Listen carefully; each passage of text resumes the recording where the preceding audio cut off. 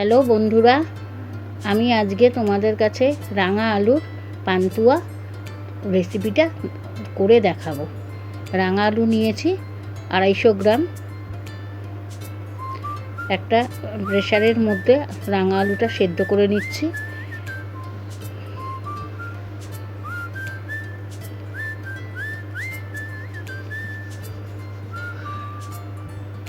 প্রেসারে না সেদ্ধ করলে ভালোভাবে সেদ্ধ হবে না। আর অন্য পাত্রে 200 গ্রামের মতো চিনির রস করছি।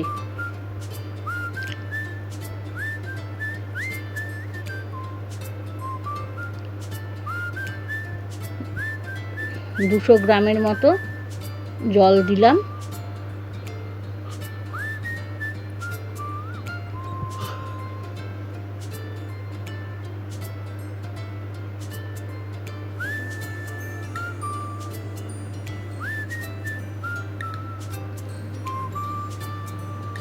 আর একটু এলাচ গুঁড়ো দিয়ে দিয়েছি, লেবুর রস,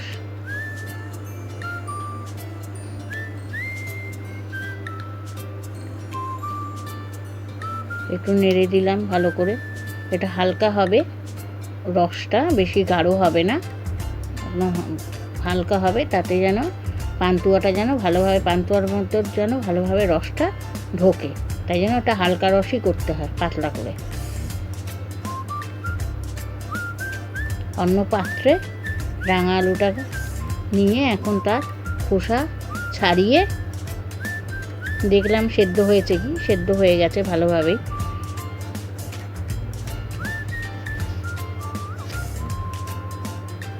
রাঙা আলুর খোসাটা ছাড়িয়ে নিচ্ছি।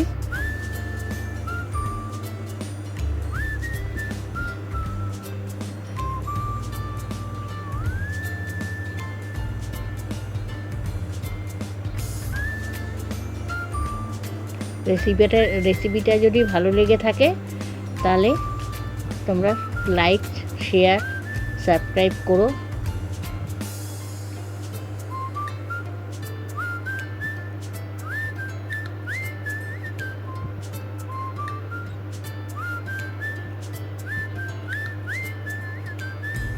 একটু খাবার সোডা দিলাম, বেকিং সোডা, একটু ময়দা দিলাম 2 চামচ,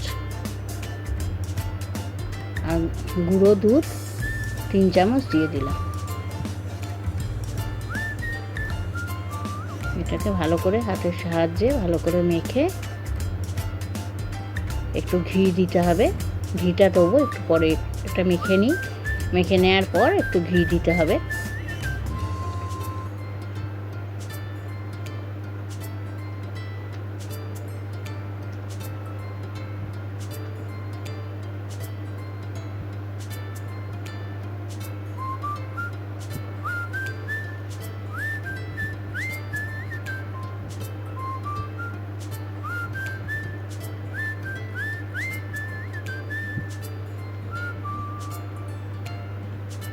ঘি দিয়ে দিলাম 2 চামচের মতো।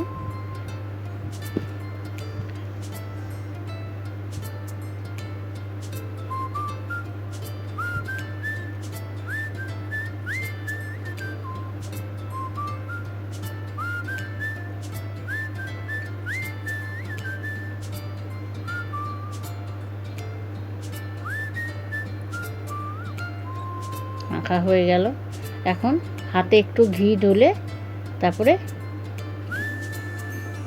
পান্তুয়াটা গোল করে বানাতে হবে।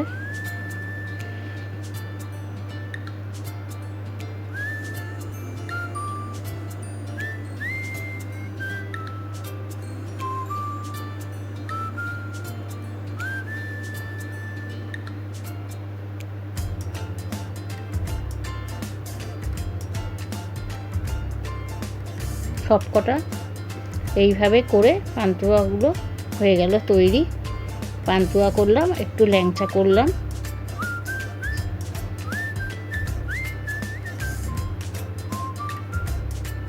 পাত্রে ঘি দিয়ে দিলাম, ঘিয়ের সাথে সাদা তেল মিক্সড করলাম।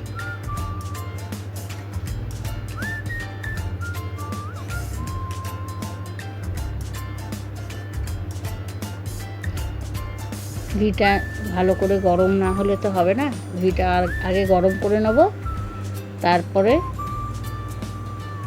পান্তুয়াগুলো ছাড়ার পর লো ফ্লেম করে দিতে হবে, নাহলে পান্তুয়াগুলো নিচে পুড়ে যাবে।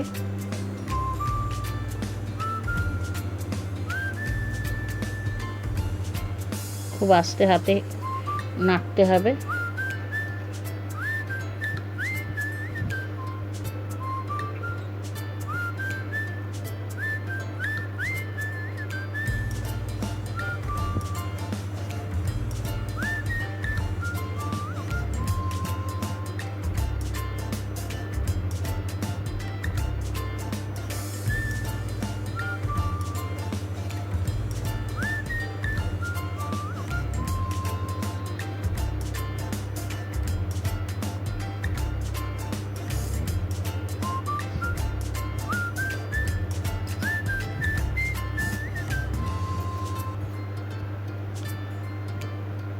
একটু লাল হোক, লাল হলেই এটা উঠিয়ে গরম রসে ফেলে দিতে হবে।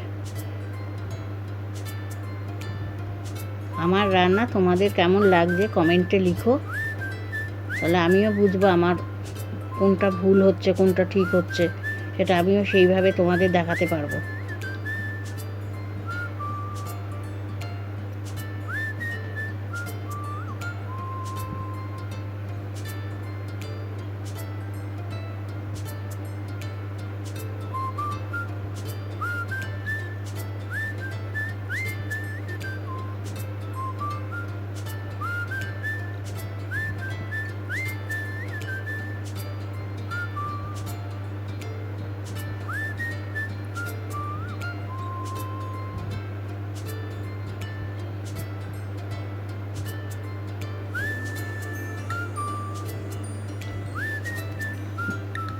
রসের মধ্যে দিয়ে দিলাম পান্তুয়াটা, একটু ভিজে থাক, ততক্ষণে ল্যাংচাটা ছেড়ে দিলাম গরম তেলে।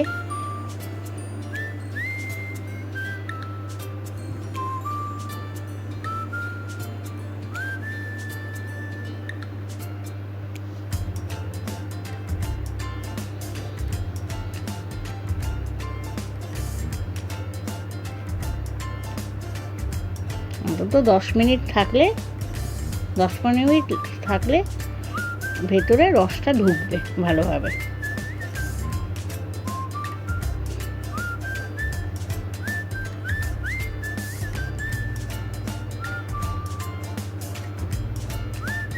ঘরোয়া পদ্ধতিতে বানালাম, ঘরে যা ছিল তাই দিয়েই বানালাম।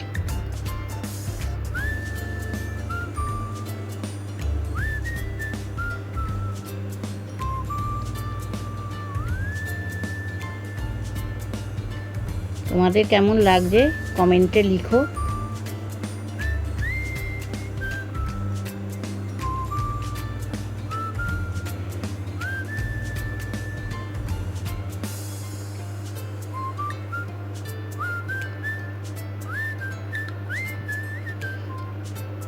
দেখো তৈরি হয়ে গেছে একদম ল্যাংচা পান্তুয়া।